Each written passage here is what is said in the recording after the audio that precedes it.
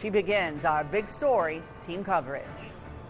Well, it's all about keeping the streets of downtown Lexington peaceful, quiet, and safe. At least that's the hope for Lexington police. Of course, we all know what happened in Charlottesville, Virginia just last weekend, and no one wants that kind of violence to break out here. The leader of the Traditionalist Worker Party out of Ohio has told media outlets his group is planning to protest in Lexington sooner rather than later. Matthew Heimbach was captured on video protesting in Virginia during last Saturday's deadly attack when a driver plowed through a crowd, killing a woman. Lexington Police Chief Mark Barnard has talked to Charlottesville police about crowd control and what Lexington can do better in case people do, in fact, get out of control. Now, we know that Heimbach decided to protest here in Lexington after Mayor Gray announced that he wanted to relocate the two downtown Confederate statues here in Lexington. With more on that, let's send it over to LEX18's Conroy Deluche, where the council meeting just ended a little while ago. Yeah, the city council just voted last hour to move forward with the mayor's resolution to move the two statues out of Cheapside Park. Of course, the two statues up for debate are Confederate General John Hunt Morgan and John C. Breckinridge, a former U.S. vice president and also the Confederate Secretary of War. After more than an hour of public comments, the city council members began to weigh in.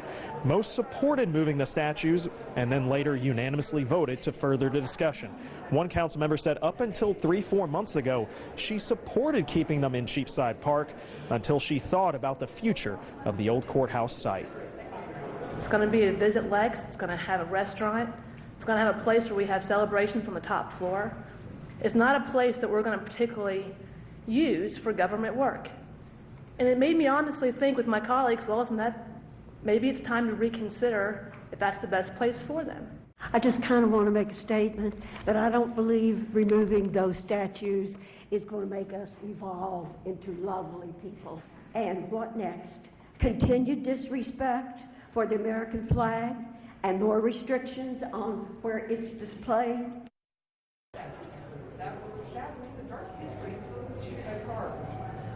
And as we said, the mayor's resolution did pass the city council vote today, so now the discussion will be up for debate once again on Thursday. We're covering the news live in Lexington from the LEX18 mobile newsroom. Back to you. Lisa Searcy and Conroy Deluche reporting downtown. And while the debate continues in Lexington, Governor Matt Bevin was on the air in West Virginia opposing the idea of moving those Confederate statues. But that seems to be in stark contrast to what he said about the Confederate statues in the past. LEX18's Joe Ducey continues our team coverage. Well, critics of Governor Bevin are accusing him of having a double standard. Earlier today, in an interview with a West Virginia radio station, he said moving the statues from the Cheapside area would be like sanitizing history. His critics point out when he was running for governor in 2015, he was in favor of removing a statue of Jefferson Davis from the Capitol Rotunda. I think these things have to be decided on a case-by-case basis. If you were to blanket say we don't want testaments to history that are now a part of history that we're not as proud of as other parts to even be acknowledged in the public square, I think that could be a potentially slippery slope. In the shadow of the statue he once advocated moving off government property, Governor Bevin spoke briefly with reporters about the Confederate statues in Lexington that have suddenly been put in the national spotlight. Bottom line is this: the people's voice should be heard on all sides of this, and this being what is in the public square. The governor wouldn't comment about his position back in 2015 on the Jefferson Davis statue. Part of our history, and these are lessons to be learned, and I think it's important for us to understand lessons of history should not be lost on us, or we run a tremendous risk of repeating some of the very worst elements of things we've done in the past. Similar to President Trump's initial reaction to the violence in Charlottesville, Governor Bevin condemned violence on both sides of the issue, but he did so without naming any specific groups. Covering the news in Franklin County from the LEX18 mobile newsroom, back to you.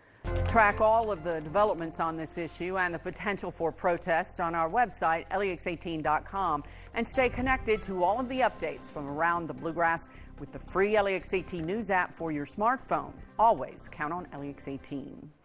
A disturbing find in Powell County where a man was discovered living with a dead body. Jeremiah Vaught has been charged with evidence tampering and abusing a corpse. LEX18's Jacqueline Nye has that story. close friends and family of Josh Ross say he had been missing for almost a week before his body was found.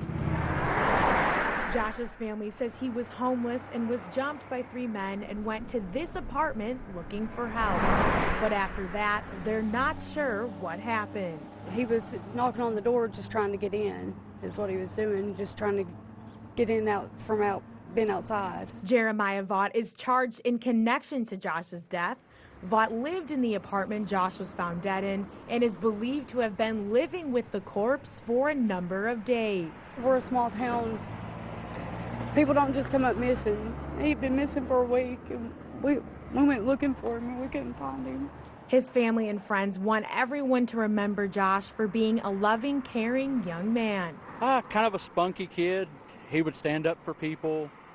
You know, he was tough. He was raised country. He was generous. Kentucky State Police say they expect more charges to come once the results of the autopsy comes back. Covering the news in Powell County from the LEX18 mobile newsroom, back to you. Well, everyone in Western Kentucky is getting ready for next week's eclipse, and that includes doctors. And they have a very important message for everyone. Don't go to the emergency room. Huge crowds are expected to swarm the area, and doctors say that could make emergency rooms just as congested as the roads are expected to be. So doctors say unless you're in a life or death situation, find somewhere else to get help. The emergency staff, they need to be free to take care of the serious problems, the motor vehicle accidents, the heart attacks, the strokes. If you have a non-life-threatening problem, go to a walk-in urgent care center. They can help, and they'll be less expensive than the emergency room. But no matter where you go to see the eclipse, expect longer waits than usual. Let's emphasize it again, that on the eclipse day in Lexington and throughout central and eastern Kentucky, you cannot look directly at the sun with your sunglasses. You need either those special eclipse glasses that look like those 3D theater glasses or number 14 welder's glass. Those are the two things that can view the sun safely. And again, your regular sunglasses will not work for that. Okay. But again, we just want you to sit back and enjoy it, and we'll have our coverage beginning here at 2 o'clock on Monday afternoon. Of course, reports starting Friday from Hopkinsville. Max Direct Live Doppler, we got a couple of widely scattered showers out there. Might be a rumble or two with thunder. South of Barberville, headed down to Trosper. That's moving right down 25. You're also looking at a couple of showers southern Clay County. One coming off and on. It's kind of pulsing a little bit there in northern Laurel County around East Bernstadt. And a stronger shower between Somerset and Shopville along Highway 80. These are all moving from northwest to southeast. Here's the future track, and again, just an isolated shower or two this evening. Those go away as the sun goes down. It's just a warm, sticky summer night. A couple of showers are a possibility. Tomorrow morning they'll become a little more widespread as we go through the day. We'll talk about the heat, humidity, and thunderstorm chances. We'll do that in a couple of minutes. All right, Bill, we'll see you then. Serving a warrant turned violent when police pulled up to a home on Ohio Street in Lexington. Officers say there was someone in the house who may be connected to several investigations. But it doesn't sound like the person wanted to go quietly with police. There was a short struggle with one of the subjects. He was taken into custody. We ended up taking 2 juveniles and 1 adult into custody. We also received other information that led us to believe that there was other evidence of other crimes inside of the house. Police called for backup and a crowd formed outside, but police told us they had no trouble from anyone in the neighborhood. Police wouldn't say what they found in the house that prompted them to get a search warrant. Officers say they will be releasing more about the case later, and the street is clear now. It's a murder case that has affected victims' families in Kentucky for more than 20 years. This week, a Louisville family pleaded to keep a killer locked up. A parole board met today to decide if Donovan Harris deserves to get out of prison. He was given a life sentence for raping and killing Mary Byron back in 1993. Her family says Harris should serve the life sentence that he was given. He gets to breathe. He gets to eat. He gets to, even though it's behind bars, he's carrying on with his life. When I go and visit my cousin, it's in the cemetery. We have a life sentence that we don't get paroled from. He has a chance, and this is his second chance.